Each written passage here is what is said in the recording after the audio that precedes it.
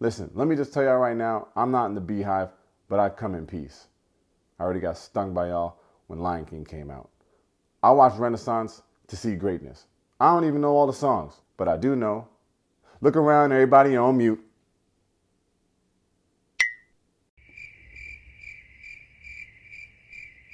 Yo, Tate, you finally making a new video? About time. Oh my God.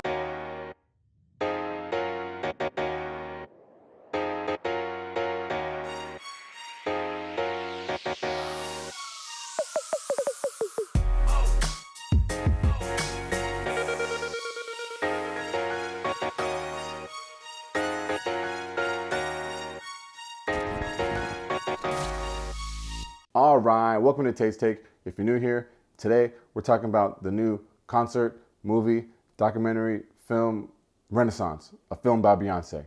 If that's something you're into, hit that subscribe button for your boy.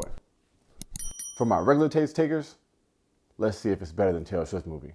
Now see, America has a problem because why does everything have to be a competition? Can't two female icons, legends, just exist at the same time? Damn. You know what? We're not comparing in this video. We're not comparing a lot in this video. Okay, quick background here.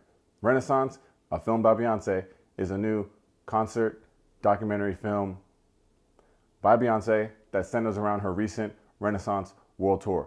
Now, you may or may not have gone to that show, but I assure you, someone you know or someone they know waited in that Ticketmaster queue. So this past summer, Renaissance dropped as Beyonce's 7th studio album.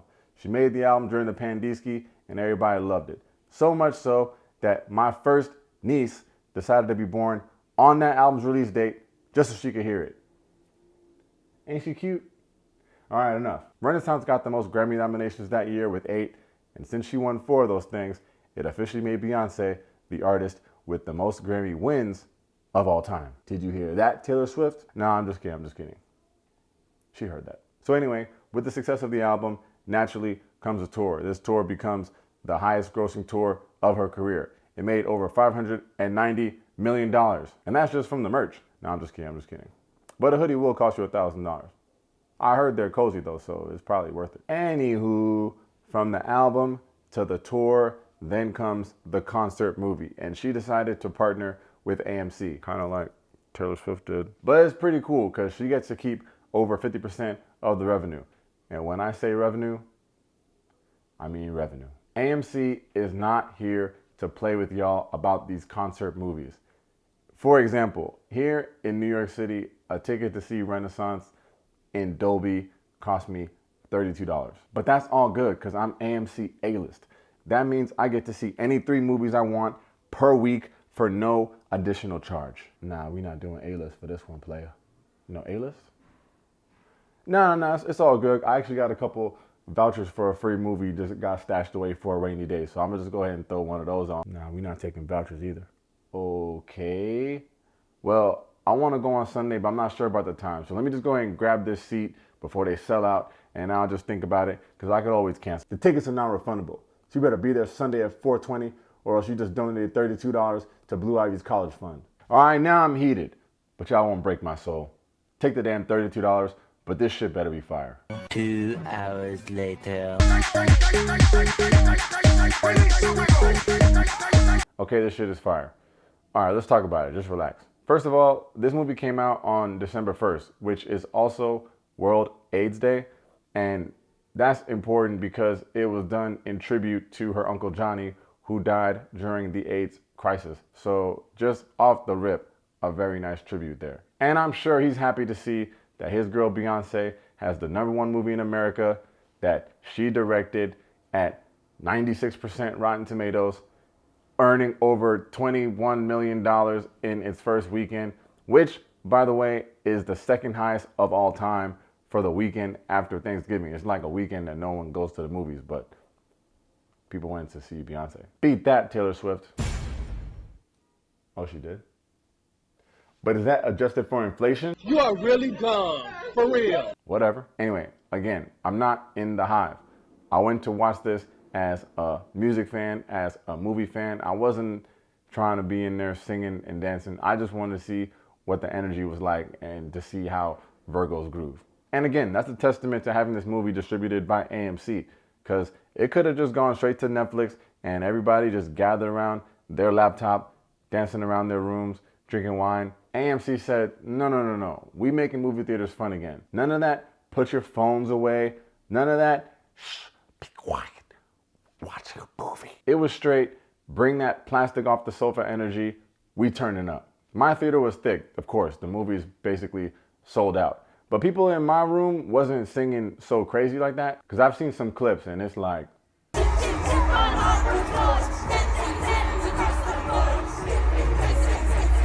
I will say though, at my showing, the outfits were fire. And now that I think of it, I should have found something silver to wear, but I just said, let me throw on these black pants, cuff it, and call it a day. People had their fans out. I don't even know what the fans mean. AMC is giving out posters. It was a sweet, sweet vibe in there. It was pure honey for sure. So I guess that's the first thing I'm gonna say about this movie. You know you're not actually at the concert, and of course your bank account knows as well, but this gotta be as close as it gets. Especially in Dolby, the sound and visuals are just straight 10, 10, 10s across the board. Now, believe it or not, I have indeed seen Beyonce live, and I watch Homecoming. So I can confidently say my favorite thing about Beyonce's concerts is the music mixes. Stop the track, let me state facts. I told you, give me a minute and I'll be right back. The costumes in this show were all fire, and it was super clean how they edited all the different looks in the same shot. Like, it was smooth. The lighting, of course, was elite.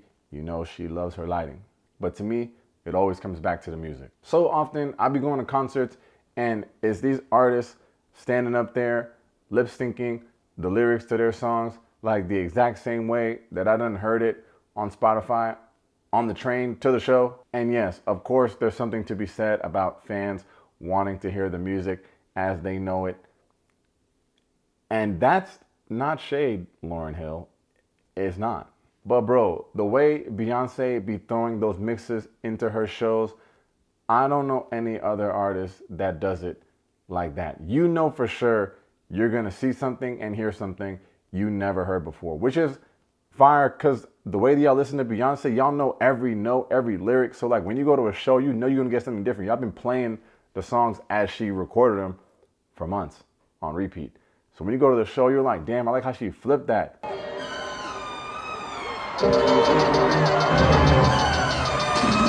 She threw that toxic in that thing, and you know, let me not, because I'm waiting for the album to drop, like the concert album to drop, like on Spotify, because that's gonna get some spins. Then the movie is just such a nice message for creatives. I'm sure sometimes you just be all up in your mind, but she's showing us you just gotta create. You all saw her talking about how she didn't have a day off in like 44 days. You all saw her working through that knee injury, all without making any excuses, and all at the same time having to deal with these idiots trying to mansplain every damn thing to her. It's impressive. Hey, you think we can get that lens a little bit wider? Actually, no. This is actually the widest lens on the planet. We've actually checked other planets, and there's nothing wider than this. Oh, that's crazy, because I just Googled it, and I seen that there's a wider lens. Oh, okay, I guess we can order that one then. Boy, if you don't get... Then there's Blue Ivy, who y'all can't convince me ain't 16. I don't know where the time went, but it is gone. And like I said, I'm not following the show so closely, but I knew that she was a part of it. And I think I only knew she was a part of it because I guess in the beginning, she wasn't that good. And first of all, stop dragging little kids. It's messed up. But second of all, that's why us fake fans got to go watch the movie so we can see the growth of Blue Ivy. It's really very impressive to see what this young woman is developing into. And she's dropping bars throughout the whole movie. And I'm not just talking about like shading her mom, but about not giving up and getting better with each show. Like, it's not just kids that look like her, that are her age, that can get something from it. She's got like a word for everyone. And of course, shout out to her preteen meltdown when she thought that they were gonna cut Diva out of the show. And for all the people out there that be saying they don't think Beyonce's a real person, and I don't know who be saying that. And if you know someone, just point them out. What you saw there was a real mom moment, because sometimes you gotta straighten your kids out how your mom straightened you out, even if that kid is Beyonce's kid. Okay, and did y'all notice that when Beyonce was telling Blue that she can be passionate about wanting to hear Diva, but she can't be cutting people off when they're talking? Did you realize that the editors cut Beyonce off to show us that they indeed did not cut Diva? Y'all didn't catch that. Y'all caught that? Anyway, let me get out of your hair. The point is, as a Beehive outsider, this is an excellent film. And I'm glad she gave us some behind the scenes looks and not just concert footage. Unlike some people I know, I'm just kidding. Like my wise little sister said, I could have done with a little bit less concert and a little bit more documentary, but it's fine. I already call Beyonce the GOAT of her generation. She's not the female GOAT. She's just the GOAT.